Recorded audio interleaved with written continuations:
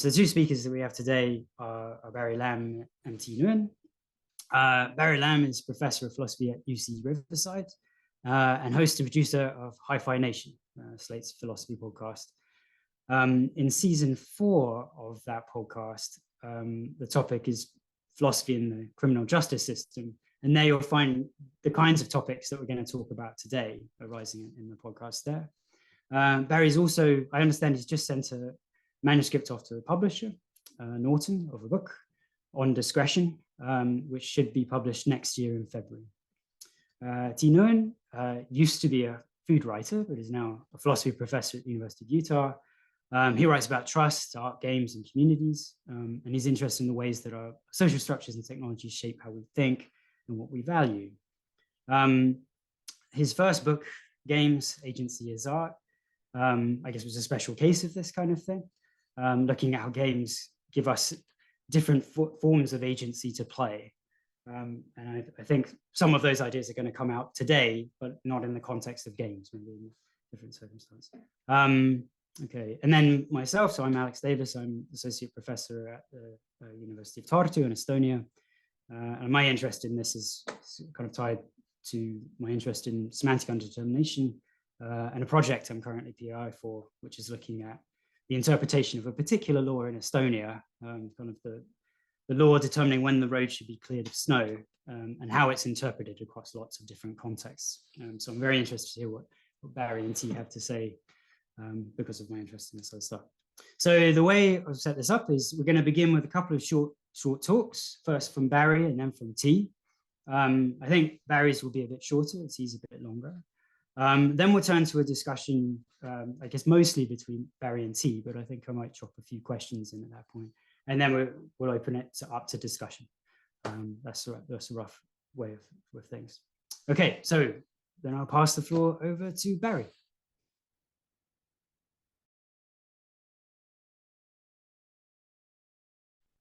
So I'm going to start by saying that my work about discretion is sort of a generalization from the criminal justice context, whereas T is looking, I believe, at bureaucracies and organizations of scale at large, which I talk about too, but I focus primarily on the way that discretion has been characterized and used in the criminal justice context, because that's where it's been most empirically studied. So let me just start by talking about three different categories of discretion that I talk about in the book. The first is, I'm going to call it selective discretion, and this is usually called the power of selective enforcement. This is not the kind of discretion associated with how you formulate laws or about the formulation and interpretation of law, but is about the power of enforcers to ignore certain laws that they're tasked with enforcing. So an example of this might be that in certain areas in the United States, marijuana continues to be criminalized with varying degrees of severity of the charges that you can face depending on the amount of marijuana that you possess. And even during the drug war years of the 80s and 90s in the US, officers had discretionary ability to, pat somebody down, find marijuana on them, and decide to arrest them for marijuana, or decide to just keep the marijuana, put it in evidence, and let the person go. In fact, the United States is an entirely discretionary enforcement country, except for a couple of exceptions, which we'll talk about in a little bit. What that means is that for almost every kind of criminal law enforcement has the power, the legal power, just not to enforce it. And similarly, prosecutors have the power just not to charge something that they have probable cause or sufficient evidence to charge, right? That's the power of selective enforcement, or what I'm going to call selective discretion, the ability to ignore rules or laws that are on the books, right? And so you've generalized this to other organizations. You might say that, a certain sport might have discretionary discretion if selective discretion if referees or umpires have the power not to make certain calls for rules for the sport that are on the books. Similarly, with any other bureaucratic organization. The second kind, the second and third kind, they're related. The second kind I'm going to call interpretive discretion. And this is this discretion that individual enforcers have to interpret rules that are left open for interpretation. So a couple of examples in law. The US has something called the basic speed law, which is never drive faster than it's safe for current conditions. I think that a lot of countries might have such a law. And they also have very specific laws, like don't drive faster than 25 miles per hour in a school zone, or faster than 80 mile an hour on a mountain road or something like that. But for all of these precise laws, never drive faster than it's safe trumps it.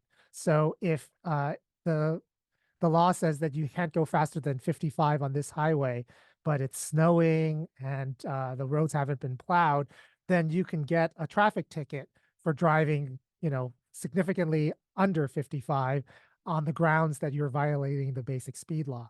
Lots of laws work this way. Laws against negligence work this way. So gross the wording might be a gross deviance from a reasonable standard of care. This is sort of a standard like definition of negligence. So it requires an enforcer, and it requires a citizen who's having the law enforced against them. And it requires a judge to interpret whether an individual was reasonable or unreasonable in acting in a certain way, and whether that act, whether reasonable or unreasonable, was a gross deviance. So back to speed, for instance, you might say that driving a 100 through a school zone is a gross deviance, whereas driving 40 miles per hour through a school zone, it's a deviance, but is it a gross deviance, right? Is it an ordinary deviance, and so forth. So that's interpretive discretion. The power that enforcers have to interpret laws either strictly or less strictly, and so forth. The final kind of discretion, it's related to the second kind, I'm going to call verdictive discretion. This is the discretion that judges have in sentencing. This is the discretion that border officials have in determining whether somebody should be let in and tracked or kept out, and so forth. I'm distinguishing it from interpretive discretion in the following way. So for example, border officials, they're actually given a list of something like, I don't know, 10 or 12 factors to consider as to whether some particular individual should be allowed admissions into the United States, after they satisfy some minimal requirements of paperwork. Now, let me just list, 4 of these. So, do they have property or business ties in the United States?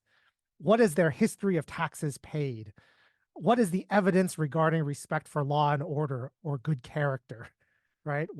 Do they intend to hold family responsibilities, things like that, okay? So if you have like 10 or 12 of these, so it is left interpretively vague, so that there's some degree of interpretive discretion as to what counts as evidence regarding respect for law and order, for instance. But the verdictive discretion part is the part where nothing about this list of factors tells the immigration judge or the immigration official or the bureaucratic official how to weigh them, right? So this happens in sentencing as well, right? Consider the danger to the public, consider victim impact statements, and so forth. But it doesn't say weigh victim impact statements more than, whatever, how much the defendant is a provider to their family. It doesn't tell you exactly how much to weigh a particular factor, even if you interpret the factor the same way as other people. It's an entirely discretionary act on the point of the judge, whether they're going to think that, well, this person paid all their taxes and has business ties, but doesn't seem like they want to be in a family or anything like that. So one judge might very well think that, well, that's weak. I think family is very important. Another judge might think, okay, well, who cares about family? This person's going to be an economic contribution. And that's allowed with verdictive discretion. So those are the 3 kinds that I talk about. And one of the things I want to talk about extensively today is that there's been a pressure, particularly in the criminal justice system, but I think it's based on factors that apply to all bureaucracies, for organizations to move away from discretionary enforcement of rules to mandatory or non-discretionary enforcement of rules in all three of these spaces. So for selective discretion, the opposite of selective discretion is mandatory enforcement. So rather than allowing enforcers the ability to ignore laws, you make it required that enforcers enforce all the laws. And one of the great examples of this, so not in the criminal justice context, is I think a lot of sports have moved away from selective discretion. There's a lot of interpretive discretion in sports, but if you have a referee that decides that they're just not going to enforce certain kind of foul rules in basketball, the fans would be outraged, those refs would be fired, and nobody would allow, nobody would permit that kind of thing.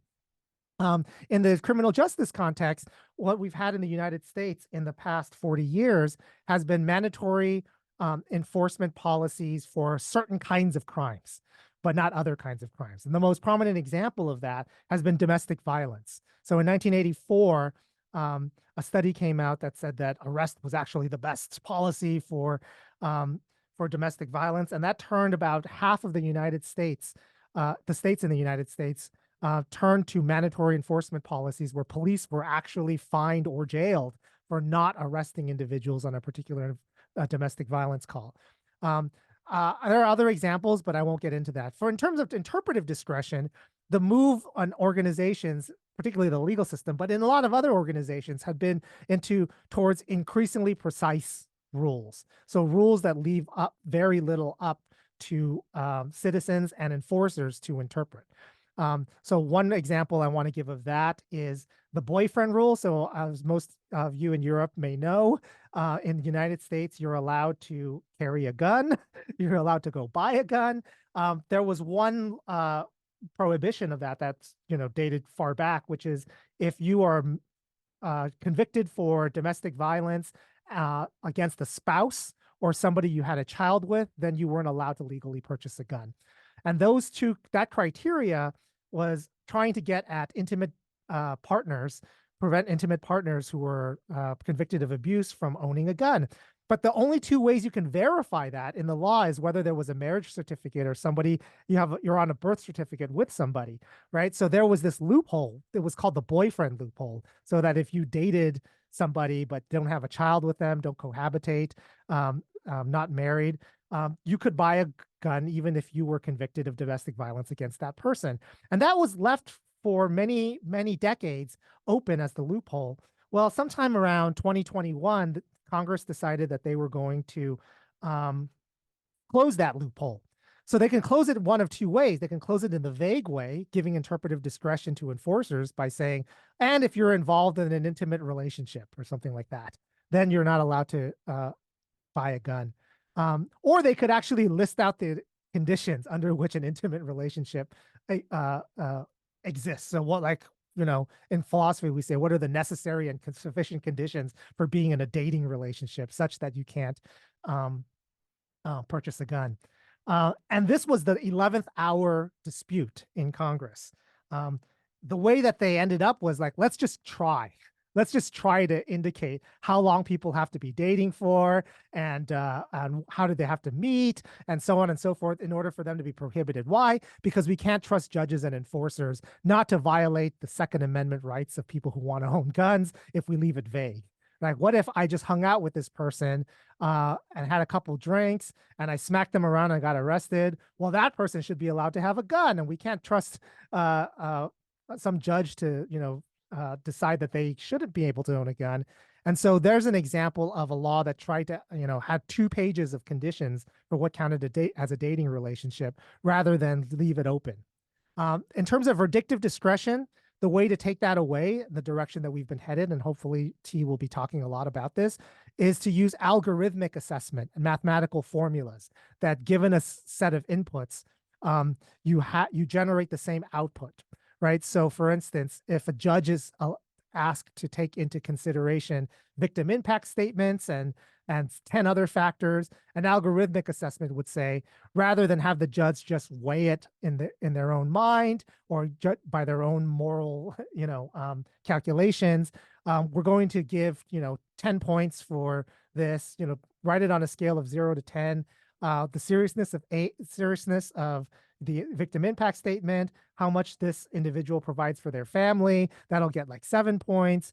And then you have some complex formula weighting these things out, and then you generate that. And that's exactly what happened in the last 40 years for sentencing. So there was this book in the United States that a bunch of bureaucrats get together and discuss once a year, um, which has categories of crimes, categories of seriousness, and sentencing ranges for each of them. So there are 43 categories, which in each 43 categories, there's like 3 or 4 subcategories. And for each of those subcategories, there's a range of, whatever it is, 3 months to 6 months, 6 months to 9 months, 9 months to 12 months in prison, and so forth. And that was made mandatory for judges up until about 2005. And they're still required to consider those.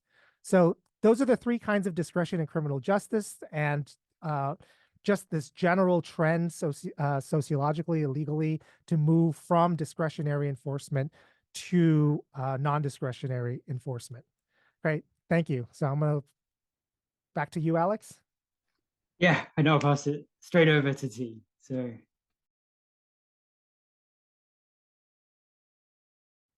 okay, so I have gotten very interested in, so in general, I've spent a bunch of years trying to figure out problems with gamifications and metrics.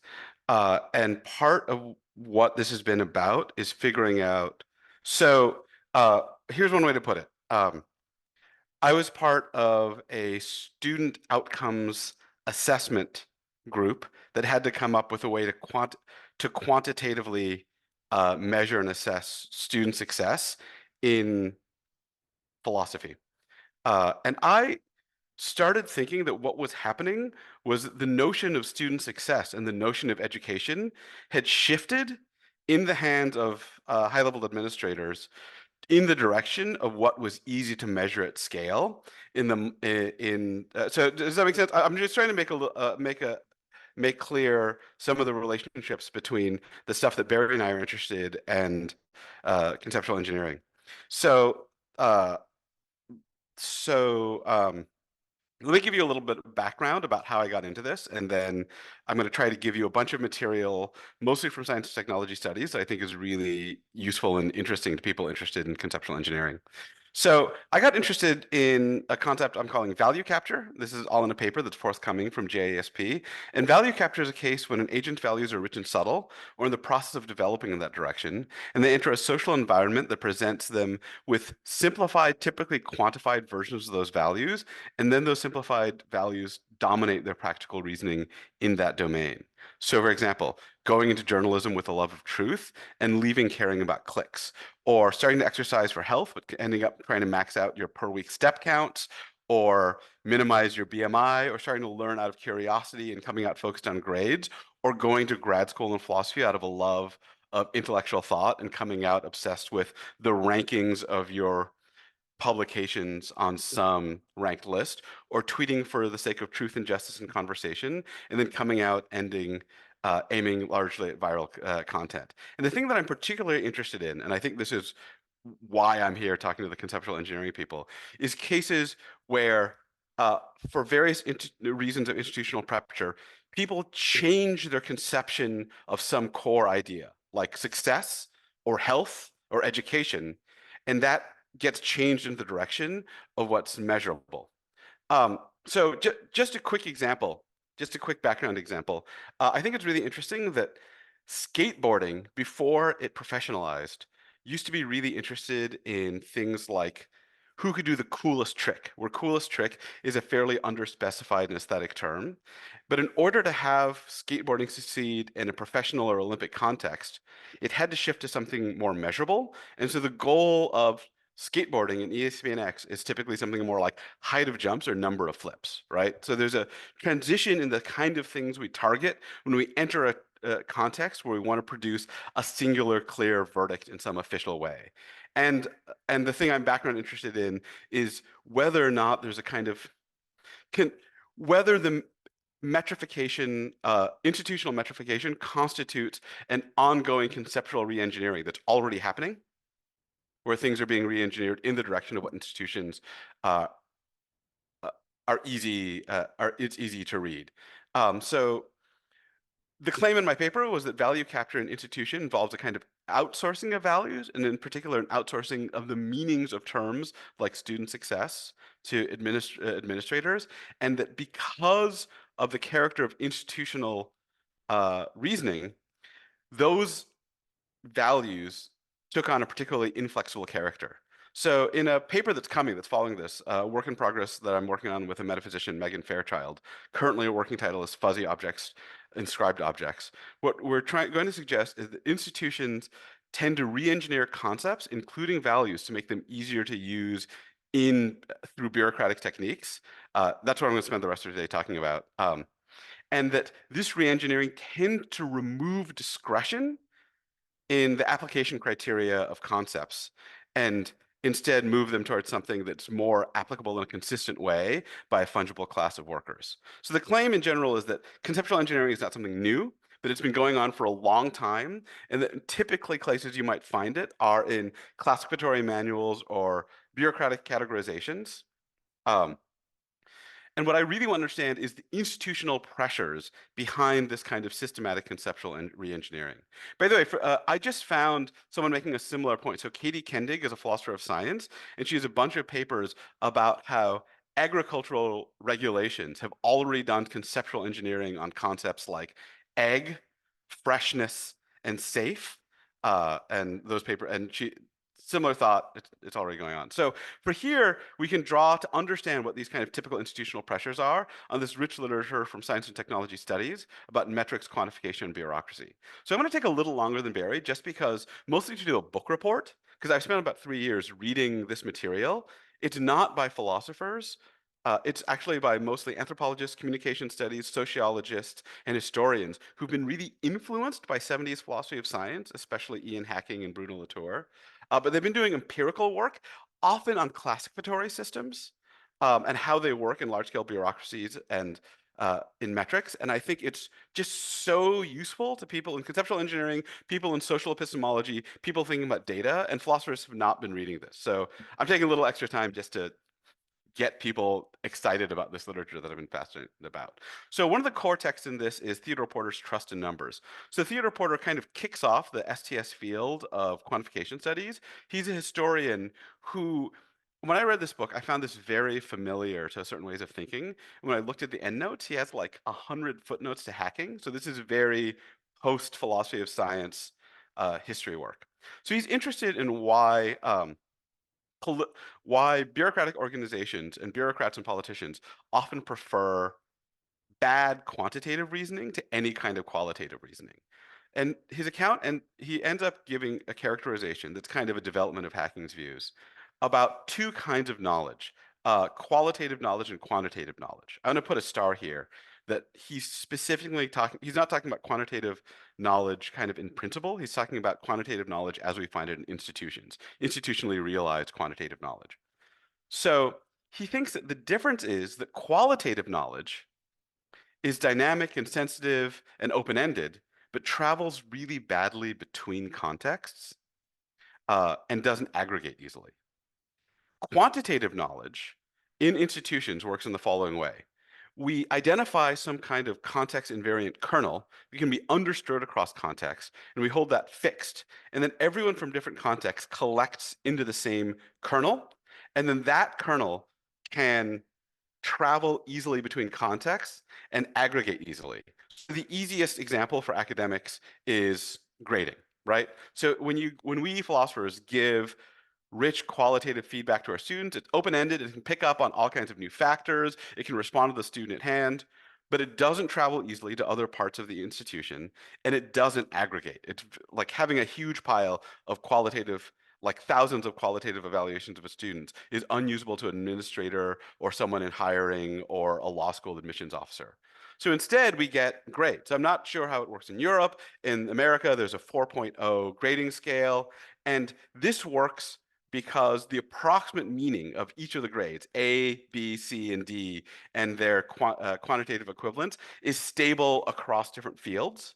Does that make sense? So that's kind of the key insight from Porter, that what makes usable large-scale data aggregation is the creation of a stable kernel which can travel easily between contexts. So one way he puts it is that information is a kind of knowledge that's been prepared to be understood by distant strangers. This is, I think, kind of taken up and improved, but so Sibylla Leonelli is the foremost philosopher of data right now, and she has a very similar kind of what data is. So data is knowledge, she says. It's prepared to be used in unexpected outcomes, be used in unexpected ways by unknown people. So this is usually considered the portability theory of data. And one of the things I want to suggest for conceptual engineers is that institutional re-engineering typically tries to create concepts whose application criteria are highly portable. And I think I'm going to have a little, does that make sense? I'm going to have a little bit more to say about cash that out momentarily. So here's the first lesson for science and technology studies. Data is powerful because it's portable, but the portability requires decontextualization. And that decontextualization often involves the recontouring of data collection categories. And the data collection categories are, I think, what's really interesting for conceptual engineers. This gets a really clear look from this book. I'm not sure, have any of you read this book? This is an extraordinary book. This is sorting things out. Okay, at least one person has, by Bowker and Starr. They're in this tradition, they're influenced by Porter, and they're interested, this is a empirical study of the politics and sociology of classification systems. So here's their view. Any kind of institutional data collection system requires creating a stable system of informational buckets, right? And each of these buckets emphasizes some information and forgets others. So for example, the US Census, in order to collect data about race, has to have standard categories of race that all census forms collect into. And those categories are Asian, Black, White, Latino. So that choice of categories emphasizes the difference between Asian and Latino, but de-emphasizes or forgets the difference between East Asian and South Asian, right? So that, what they say is that choice of what the buckets will remember and forget reflects certain interests, but we forget that when it enters information infrastructure. More importantly, in order to get the information collection system to readily aggregate data, the classification system has to be stable, right? At institutional scale, people have to use the same classification system. So one particular group of people's interests get pushed into information infrastructure. They have a great example. By the way, I've been using this example with my STEM students. I love this.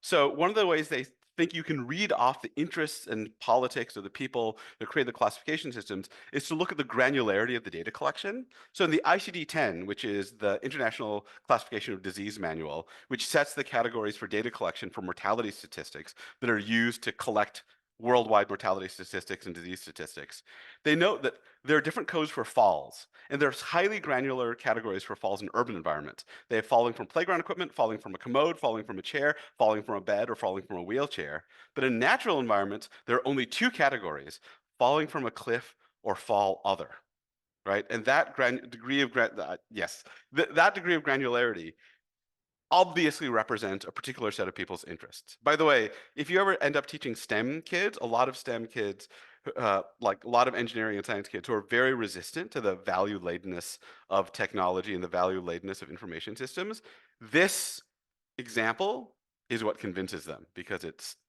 pretty blatant and right. So classification systems, they say, need to be rigid to serve institutional needs, and they need to be stable across time and space. And they're hard to change for material reasons. So to sum up the lesson so far, it's institutional collection systems need to trade high context nuance in exchange for portable data. And they depend on a stable set of preset categories, which filter the data that enters into the database in a value-laden way. And then those are rigidified in order to enable high-speed data collection. And I think the thing they say, and there's some evidence that this actually happened, is that the classification systems that are in the official manuals often leak out into everyday usage. So Kapp and Neiman have some great examples about how the DSM, the diagnostic, the manual that gives definitions for autism and anxiety disorder, those formal institutional definitions often leak out into popular usage. So the autistic community self-refers in a natural, I mean, this is the argument that this is already conceptual engineering happening in the wild all the time. So here's the most important thing, and this is the point where the science and technology studies stuff I'm looking at really collides with, I think, both conceptual engineering literature and Barry stuff and Discretion. So this is a new book from Lorraine Daston. She's an intellectual historian and a historian of science, and she's interested in the nature of rules. And remember, for me, rules often are going to show up in uh, in the application of categories in data collection, right? So there's rules for what counts as Barry will say, like there's going to be rules for what counts as an adult, or it counts as a disability, or what counts as autistic, and those application rules um, need to be in institutional context often rigidified. So I had this sense that institutions tended to rigidify the application criteria of concepts and categories, but I couldn't clearly explain it until I found this book. So Daston gives a history of how she gives an account of how there have been several different conceptions of what a rule is over history, uh, and that the dominant conception now is relatively recent, and that we seem to have forgotten some older conceptions of a rule.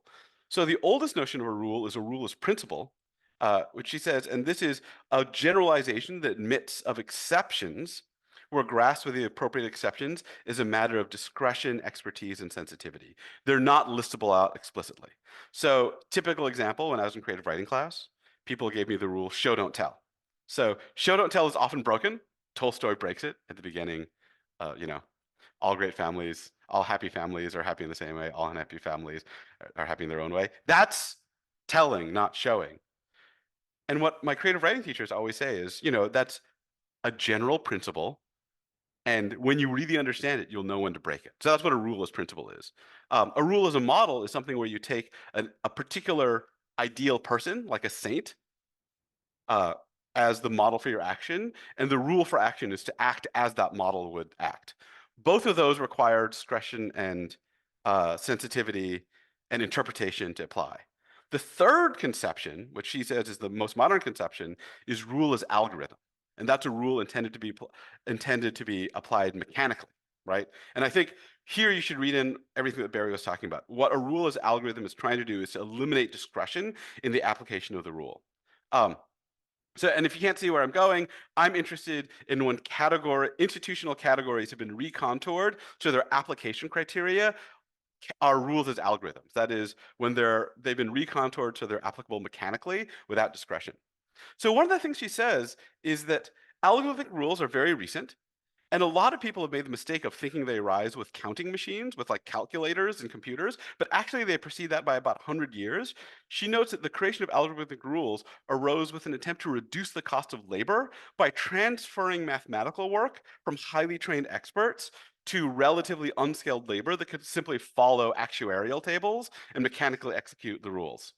So a review in general is that algorithmic rules are inflexible and unchanging. They work well when contexts are stable and shifting, but they do badly when contexts shift rapidly and in highly dynamic situations. So here's an example adapted from Daston. Love this. Old school cookbooks do not look like new school cookbooks. So old school recipes are often very non-algorithmic. So this is what they look like. I have some old cookbooks that look like this. Knead the dough until it feels bubbly and alive, adding sufficient water and flour to keep it balanced. Bake it in a hot oven until it makes a hollow ringing sound when knocked. The algorithmic recipe is mix 2 cups of flour, 1 packet of yeast, 1 teaspoon of sugar, and 1 cup of water till you stretch the dough to a point of transparency. Bake in an oven for 40 minutes to 350 degrees. Does it make sense? So the former one requires expertise, but if you actually are familiar with baking, the first recipe, if you actually know what you're doing, yields better results because it's keying in on features that require a lot of sensitivity, but are actually better correlated with the things we care about, like the hollow ringing sound. And in other cases, it tells you to make judgments about highly varying conditions. Right. So what you see is that the algorithmic recipe does a trade-off, and this is the trade-off I'm really interested in. Does this make sense? It's highly accessible, but it trades away adaptability and judgment based on high sensitivity and discretion. But what it gains is I can use any recipe, right? And make something pretty good immediately. So when you transform an old school recipe into an algorithmic recipe, you gain accessibility at the price of adaptability. And here's where I can make my point. The thing that I'm really interested in is that this transformation has also happened to some concepts to render them more usable in an institutional context. So the key to algorithmic rules is their mechanical application criteria. Mechanical for Dasein, I think, means that you can apply it without significant cognitive effort, without skill, interpretation, or complex judgment. And they make value assessment easy and portable. So you might note that the explicit version is more objective, but I want to note that's true for some senses of objectivity, but not necessarily the sense that involves accuracy. So Porter calls this mechanical objectivity and notes that what it is to have mechanical objectivity is that a process is repeatable with the same result when applied by different people in different contexts. So the legal system has a similar concept as Porter. It's legal objectivity. So here's I think, just an example of a kind of conceptual engineering that's already happened. So we're trying to get we're trying to give people various rights, like the right to vote, and those what we actually want to key them to is whether they've reached intellectual and emotional maturity. But that judgment is not easily repeatable. It won't meet the standard of legal objectivity. The standard 18 years old is easily repeatable by anyone. Does that make sense? So I think you can change the notion of adult. The kind of old school principle notion is tied to these more nebulous concepts of maturity, and the new school version is just tied to being 18 years, and anyone can judge 18 years. By the way, although I think both Barry and I often worry about the departure of discretion, I think this is a case that reminds me of how important it is sometimes to have legal and mechanical objectivity. I do not want a world where people's voting rights depend on one person at the voting booth making a judgment of maturity. That would be a terrible world. Here's a case where the losses of accessibility, I think, are outweighed by the gains of legal objectivity. So here's the thought. Insofar as accurate judgments require some degree of subtlety, sensitivity, and experience, the demand for legal objectivity will involve a trade-off between accuracy and then kind of consistent repeatability.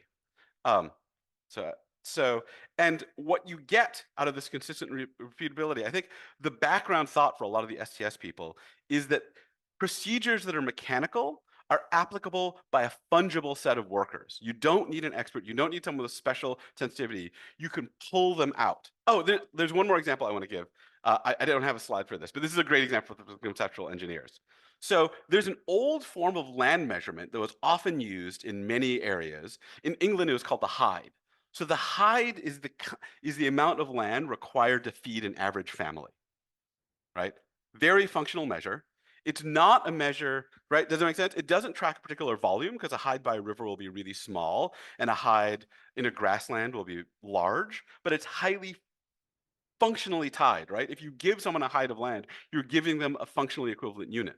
But it's incredibly hard to administer by a class of land surveyors who are located in Paris and then have to tour the country, right? It requires it requires administrators who are very sensitive to local ecosystems and a system that trusts them highly.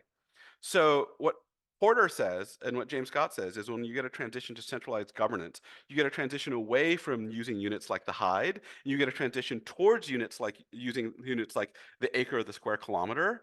Though those are less functionally informative, they are more usable by people who have low special sensitivity to particular areas or ecosystems, right? So I've already said a bunch of this stuff. So we can talk more about this, but basically, so in an earlier paper, Transparency and Surveillance, I was really interested in how transparency metrics traded off trust in experts for something like public accessibility. And here I'm suggesting something like that, not just for metrics, but for categories in general, that you get this trade-off between categories that take sensitivity and discretion to apply and categories that are usable that have been decontext and re-engineered the edges to not require high expertise or sensitivity to apply, which makes them more usable in the context of a large-scale bureaucracy. So in future work, one of the places we're pushing this with Megan Fairchild, we're suggesting that a lot of our folk ontology be read as post-conceptual engineering by institutions to meet the standard of mechanical accessibility. In another paper I'm writing with Tim Sundell, semantic self-determination, one of the things we suggest that conceptual engineering is already happening all the time in things like the definition of autism in the DSM. But then many of these cases, the people who are doing the definitional work do not contain representatives from the community who the category will apply to, and that basic democratic principles should apply. So in this case, what that looks like is autistic people should have representation on the board that sets the definition of autism.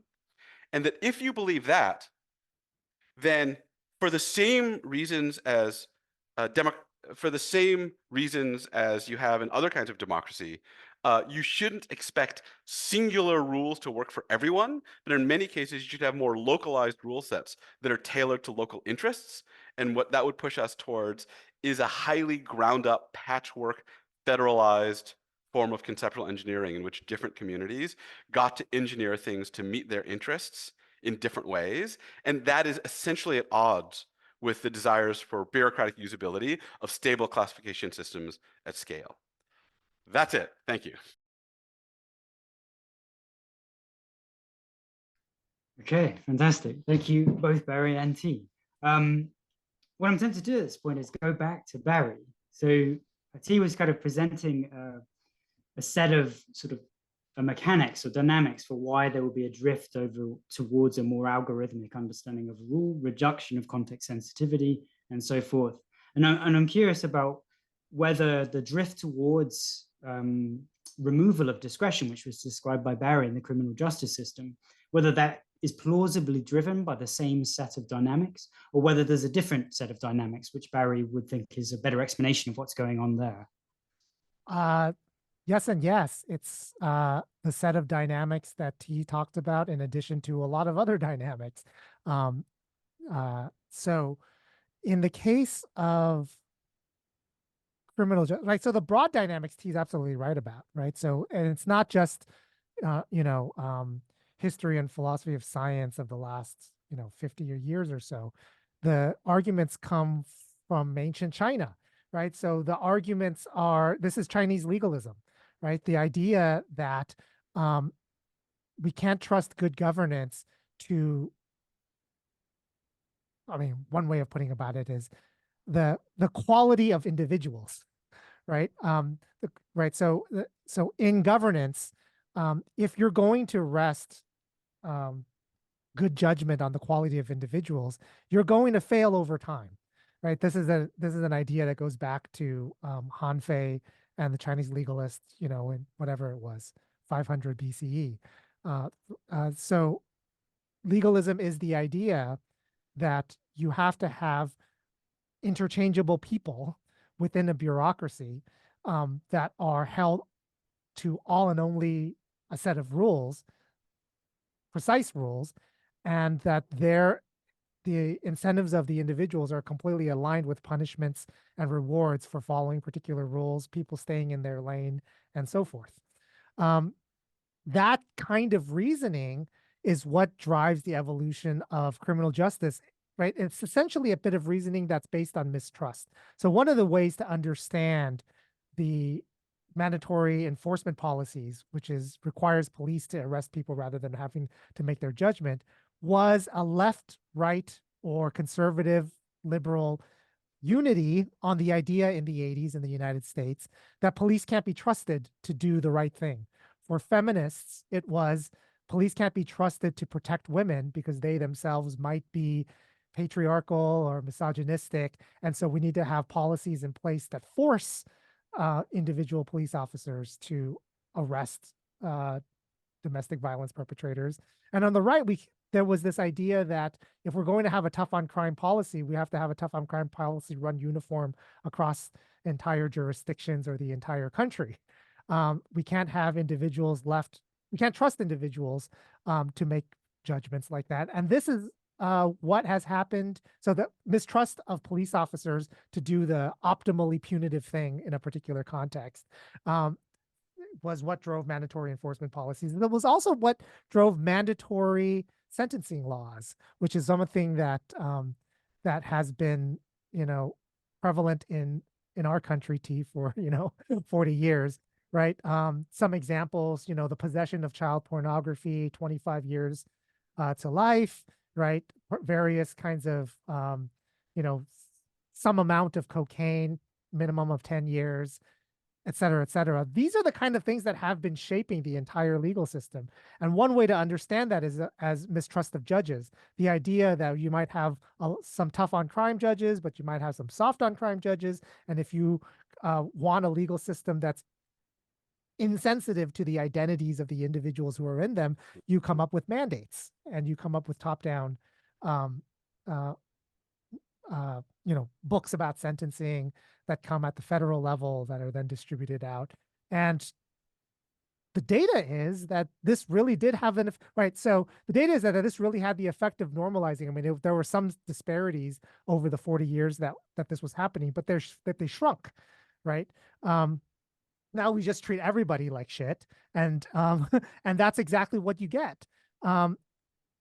The arguments for this don't just come from legalism of the fungibility of enforcers of law. It comes from the idea that there's this ideal of rule of law in liberal societies, right? Disparities are to be done away with over time, and that's a liberal ideal. That's not like a totalitarian ideal that comes from ancient China. It's the very same ideal that we see in sports. We think that there might be even some bad rules that we think that sports have. But even if there's a bad rule, we can't have umpires selectively enforcing it on some and not on others. Rule of law is an ideal. And so even if you have a bad rule, it should be enforced on everybody. That's a fairness consideration.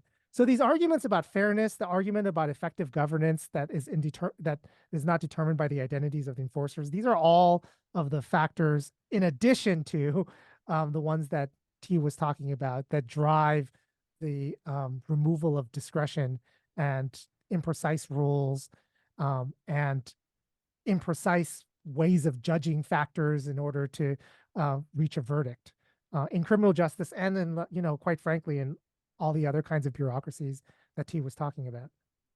Yeah, I mean, this is a great question.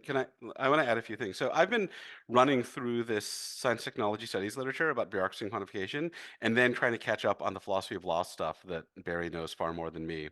And I'm just fascinated by the parallels. The two literatures don't really seem to be in communication. And one of the interesting things is when I wrote my first paper in this space, the transparency surveillance paper about metrics, I was very interested in characterizing it as a problem, metrics as arising from distrust. And I think in this space of transparency metrics, that is where they come from. You're trying to monitor someone for corruption or bias. And the philosophy of law space is driven by exactly what Barry said, which is the interest in equity and fairness. Interestingly, the data space isn't driven by that. In many cases, it's something more like a much more scientific thought that something like this data isn't usable unless it's collected in a regular way, and it's going to have to be collected at scale. So my thought from reading these two literatures is they have different goals and slightly different functions, but one way to characterize some of the commonality is something like in the notion of the fungibility of the applicator, getting a consistent result across changing different people. And in the sciences, what that will yield is precise data collection, and what in the legal context, what this will yield is fairness and impartiality. One background worry I should say, is that it's interesting that Barry talks about liberalism here, because a lot of what I guess the thing I'm interested in is tensions between the notion of the standard of public reason on the one hand and belief and expertise on the other, right? The way I put it in this transparency paper was there's this deep tension between our desire to trust experts and the desire to make our reasons available to others. And if you believe that experts have sensitivities that aren't instantly available to other people, then you're going to think that these two are in tension. And I worry sometimes that, so Jeremy Waldron in his Foundations of Liberalism paper has this argument that just starts with, look, in any liberal society, you want people to have people's consent over the laws. People can't give consent until they're comprehensible. So all laws have to be comprehensible to everyone. And that seems for him baked into the demand of liberalism. And I think a lot of the stuff I think that Barry and I are worried about is downsides to the demand for public accessibility and public reasoning. And the one place it's showing up for me is in the kind of insensitivity of classification systems that are built for usability at scale. And yet also seeing that's how science gets done, right? You can't get large scale science without those classifications. But also here's the cost. there's so much to kind of approach on all of this. I've got this idea that there's maybe two different kinds of drivers. So just repeating what T was saying, that in the case of law, there's this concern about justice and transparency and fairness. But in the case of data, it's more about usability of the data. So I'm wondering if there was if things are going wrong in the drive towards portability of data and the drive towards more mechanical decision making in the law, then what would the kind of ideal alternative look like? Because if one just throws out the drivers in each of those two directions, the drive towards fairness and justice or the drive towards portability, then you lose something significant. So presumably it's not just to completely reject the kind of the driver in each case. So I'm wondering what would improve situation in each case the law and the collection and use of data look like. I don't know which of you wants to go first. Barry, I've got plenty to say, but I've been talking. Yeah, I think he has about. Let me just respond with an anecdote. So my daughter's now 11, and there was a time when she was 7, and when she was 7, she decided that she wanted to have some responsibilities in the house. We thought it was going to be okay to start her on some chores, and we had to choose a chore that, a 7-year-old can do. It turned out to be emptying the dishwasher. That seemed like it was manageable. We didn't want, too much responsibility. At worst, she might break something. And she got very excited about it at first and decided to do it. And, it was like Darcy empties the dishwasher. That was the chore. After a while, with children, this is the way things go, right? They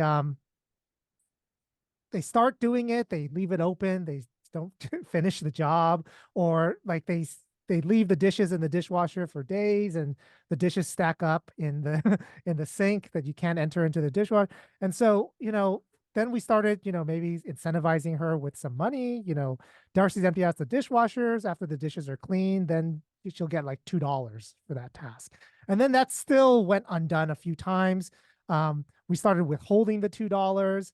And then there was arguments that started about, when she started and she wouldn't finish, she says, well, how long is it supposed to be after I start? Do I have to finish, right? Like I eventually finish, it could be hours.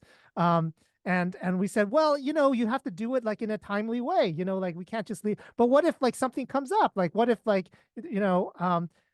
how long do I have to wait after the completion of a cycle? It's really hot after the end of a cycle in the dishwasher and so forth. And sometimes I have to come home like, the dishwasher ends while I'm at school. I can't do it, right? And so eventually, this kind of evolved into rules rather than Darcy empties the dishwasher, which Darcy empties the dishwasher for a $2 allowance when the dishes are clean within 2 hours of completion of the cycle, unless the cycle is run overnight or during school, in which case she has until the time until it's bedtime. She has to complete the task. Well, within what time period? So she's like, what was a reasonable time period? And she said, what is it, 10 minutes? And it turned out to be 8 minutes and 42 seconds. And why was that? Because we played a song. And I said, if you could do it within this song, it's reasonable. And it turned out to be American Pie by Don McLean, which was 8 minutes and 42 seconds. And that was the rule in our house for a while, right? You empty the dishwasher, and it's about a paragraph rule. And then she started having Bunny caretaking chores. The same thing happened, right? A couple times a failure, and then there was arguments about whether it was or was not a failure, so she deserves the penalty. This is the dynamic in rulemaking and law and justice, right? And one of the things that I had to make a decision about was, do I think that this evolution from Darcy empties out the dishwasher and takes care of the bunnies to she empties out the dishwasher, et cetera, 2 paragraphs later, she takes care of the bunnies, et cetera, 2 paragraphs later, was the correct evolution, right? Because pretty soon we were going to have a household of binders thick full of paragraph by paragraph rules and its consequences and contracts and so on, which is the direction of bureaucracies. And I thought, well, look, clearly, if you're living with your own family or roommates, and this is the evolution as a rule maker, but also as an enforcer of rules, and also as a person who the rules apply to, all three of them, there are three different categories, you've really messed up your household, right? Like if that's how you run your household, you're doing something wrong, right? Now, what follows from that what follows from that you ought not to have rules of that kind? What follows from that? Do you have to have the penalties so stiff, right? Or what? And I thought to myself, like, what do I think? Like, what is the problem with this like setup, right? And I think that in the household context, the answer to that is that I'm essentially turning her into a rule following robot, or on another way of putting it, if she's going to one day be a bureaucrat herself and oversee rules, something that I find one of the most detestable figures in our bureaucratic space, which is the by the book bureaucrat, right? This is the person who, so if I could avail myself to another anecdote, when I was giving a talk one time, there was a woman who was hosting it and said, well, it happens at 9 a.m. We should have coffee. And of course, at this organization, in order to purchase coffee, you need to go through a certain administrator who like approves coffee purchases, right? And according to the rules, catered events can only be done through this vendor A, right? And vendor A doesn't open until 10 a.m. rather than 9 a.m. So she said, well, let me just buy the coffee from Starbucks, which is over here. And she says, no, I can't approve that. She says, well, look, let me show you. Vendor A buys coffee from this Starbucks. Let me show you all the itemized receipts, right? She buys the coffee from they buy the coffees from the Starbucks. So we're not really violating the rule. Or if you are, like, it doesn't really matter. Like, we were just going to buy coffee from the same Starbucks at vendor A. And the bureaucrat said, yes, I see that, but I'm sorry, I can't pre-approve the coffee order. So my host had to buy the coffee out of her pocket because like the organization wouldn't pre-approve the coffee order. That is a by the book bureaucrat. All of you know this person because all of you work in an environment where there's probably 6 of them overseeing your reimbursement contract, your reimbursement receipts, or your travel funds, or if you're in the government anywhere in Europe. I'm sure this happens everywhere in the Western world. So I think that the problem with, me running the household is that either, so I don't want to run a household where the rules are this way, where it requires constant surveillance and seeing if there are loopholes and clauses that she can go through.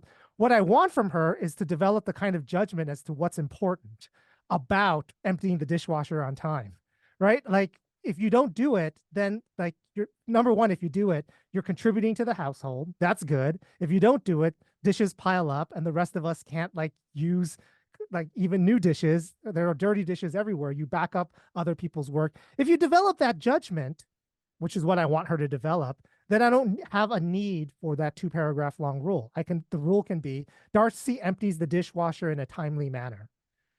So it's a case for vague rules, and it's a case for vague rules in the pursuit of the development of the kind of judgment that we want a particular citizen to have. Now, in the criminal justice context, it's a lot easier to make an argument for, right? We don't want a bunch of people who are looking at the letter of the law to find loopholes in it, right? Because what we know about the philosophy of law and the formulation of law is that the more complex your law is, the more loopholes you will find. Of course, there's one big loophole, and never drive faster than it's safe.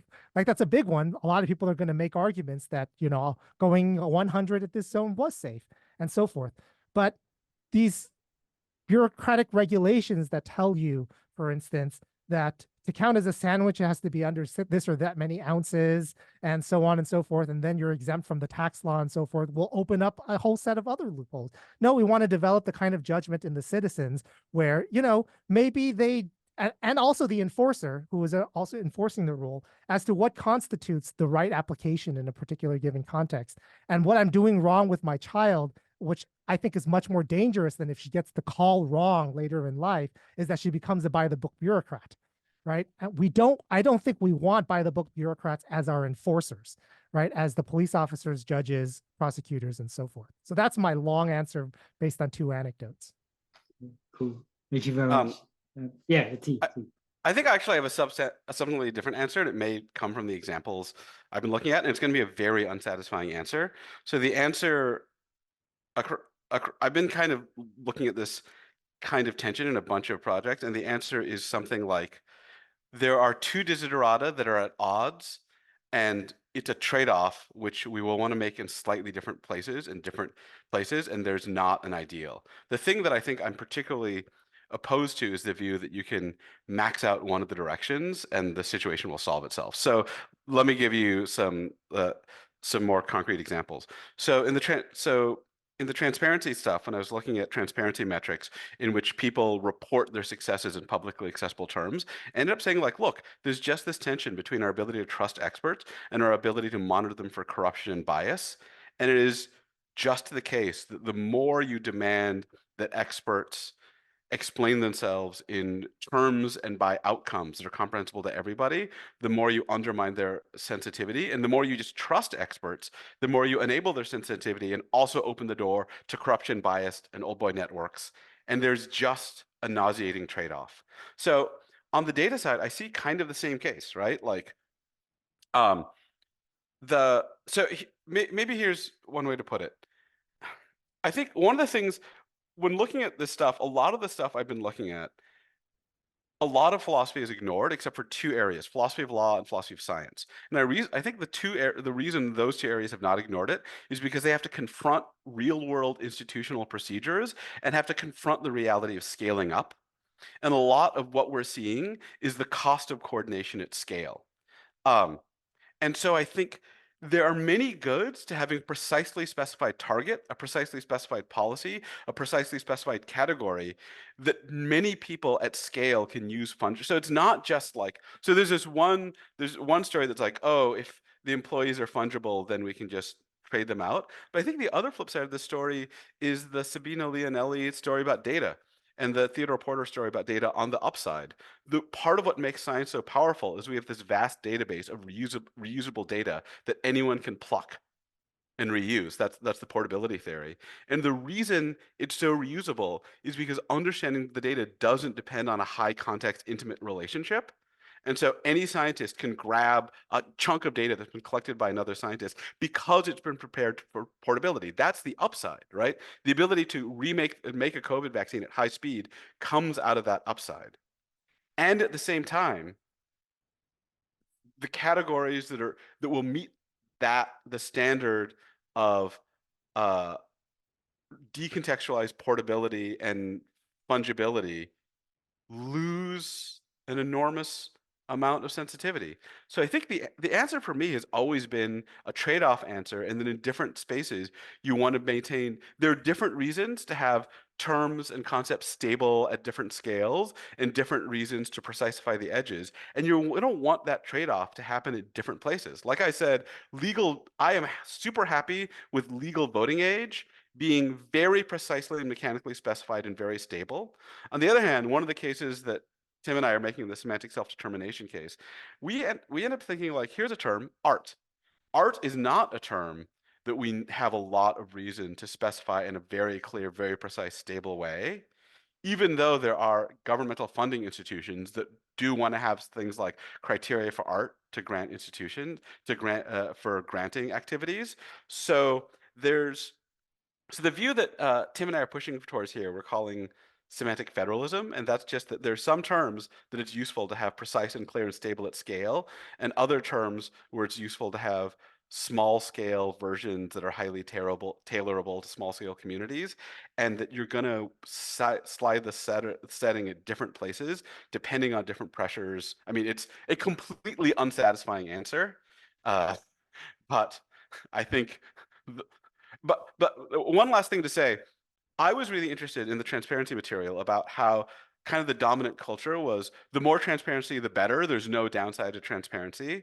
And Tim, who's not here and I know works in the conceptual engineering space, one of his worries is that in philosophy of language, there's a presumption that the stability of meaning at scale is always a desiderata for systems of meaning, and that for the same reason, you can see that that's actually just one endpoint in a system of trade-offs. Sorry, maybe Does that make sense? That maybe that's too wild. Right. Okay, so I'm getting that there's like so slightly different things driving the push towards a more algorithmic approach to rules in the criminal justice context and the data context. And then you're looking at slightly different ways of answering the question of what an ideal would be. So in the criminal justice case, it's to remember why the rules were there in the first place, realize that excessive algorithmization is not serving that goal, and then for that reason bringing back in more discretion. Whereas in the data case, it's kind of like there's an inherent conflict because there's a reason driving portability, and then there's a reason not to want to do that, and you're going to have to make different judgments in different cases as to what the right balance is. I mean, I want to see what Barry says about this, but I think you have the same trade-off in both cases. Then in criminal justice, there are plenty of cases where, so speed limit laws, right? I think there's a lot of reason to have very clear, precise laws that we all know, right? So I think the trade-off between discretion and kind of clarity, stability, and equity is the value, with the science values, it's more about aggregation of data.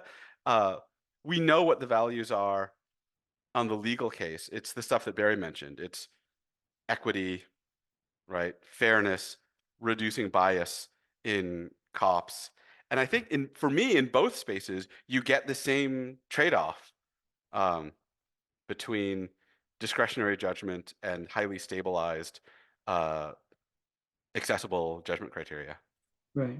So just a quick word from Barry on that as to whether he agrees. But I absolutely agree with T. We're talking about trade-offs all the time. I just come down a little bit more on another side when it comes to those trade-offs than say T does. So for instance, like just use the one example that T has about voting age, right? I think that once you attend to the fact that there are, in addition to an interpretive discretion, other kinds of discretion, I'm perfectly happy with having a rule, a law that says you're allowed to vote so long as you're 18, with some selective discretion involved. So like there can be exceptions to that, right? There could be a incredibly mature 16-year-olds. We already, I think, wrongly prevent voting from people who are 18 for other reasons, right? Like that they've committed a felony or so on and so forth, right? Now, I don't think that's a good rule, but I do think that adding discretion into even precise rules, for instance, selective discretion into precise rules might be a good, is actually a good thing. So you still have the precise rule. You just have a little bit of discretion in its enforcement. So one of the things that I was very concerned about when I went into the research on this in this literature was, is it really the case that when you restore discretion, you actually incur the kind of costs that people are worried about, right? Right. So there's the nice thing about the criminal justice context is there's all these experiments that you can see, like natural experiments. There was an era of American judicial discretion where it was completely discretionary. Like there were no uniform sentencing policies at all before, say, the 70s or the 80s, right? It used to be somebody committed a crime, a judge just decided, how long do I think this person belongs in prison? Let's just put him in prison and we'll decide as it goes along whether I think this person has deserved to get out. I mean, this is the era of indeterminate sentencing. And then between 1984 and 2005, it was like, now we have to consult the book, which says, are you a level 1, 2, 7, 8, or 43? And within 43, are you like on the low end of 43 or the high end of 37? Are you the low end or high end, and so forth? And then on top of mandatory minimums.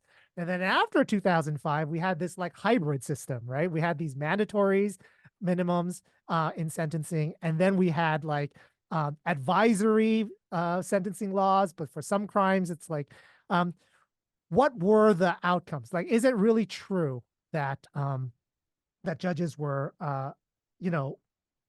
all over the place in ways that were unfair and so forth?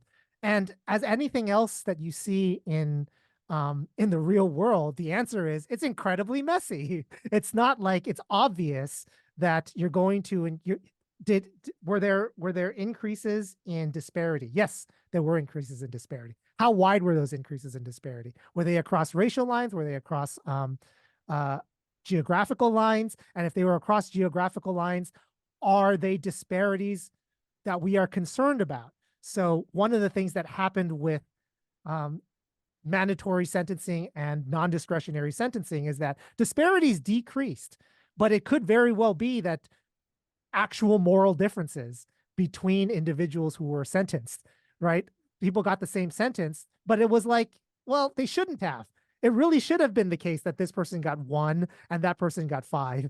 And like, are we really measuring the fact that, well, disparities decreased, but like, so did differences between like kinds of defendants, where 18-year-olds who had their first cocaine trafficking got the same amount as 40-year-olds who were lifetime, traffickers, because they were caught with the same amount of cocaine. And if you have the same amount of cocaine, you're sentenced the exact same. But are there differences between these two individuals? Were there really those kinds of costs? Now, theoretically, there are, right? Do you really increase the chances of corruption when you give a border official more power to let somebody in versus like following an algorithmic procedure that like, do they score high enough on the points? And even when I looked at that literature, the answer was complicated. The answer, it turned out to be not necessarily. It turned out that in countries, particularly in Europe, where this kind of thing was studied by political scientists, it also mattered how professionalized a particular like bureaucratic organization. So like, for instance, border officials, right? If border officials like were like had their own organization where there were like reputations, amongst these border officials, like with each other, like that people could like, were talking about each other, or like there was some reputational thing, where we're not talking about metrics here, then it turns out corruption was significantly lower, right, than in organizations where there was a high top-down rule following thing, right? So mandates from like the executive or laws and so on and so forth. And border officials had almost no discretion. But then it turns out that was a source for a lot of corruption, because there actually was very little way for the border officials to kind of like informally hold each other accountable. So like these informal networks of professionalization, it turns out it matters whether there are like ethics organizations for so in the legal context, we have like bar associations for lawyers, right? In doctors' context, there might be like ethics boards and so forth. So like doctors have a lot of discretion, except that there's some ethics boards and so on. It turns out it's like complicated, and that we in the context in which we're talking about, science is very different from criminal justice. So looking at all of that, it made me a lot more. I know that there are costs and benefits, and I agree with T in all of these cases in the formulation of law. Sometimes we accept arbitrariness in the way that our rules divide up mature versus immature people, because we want that to be, we want 18 to be a cleaner rule and so forth. But I was a little bit more hopeful that that other institutional incentives that exist and so forth around the organizations we're talking about can have an effect of improving discretionary decision making, so that those kinds of things can be mitigated rather than moving towards the algorithmic in rulemaking. Okay. All right. Fantastic.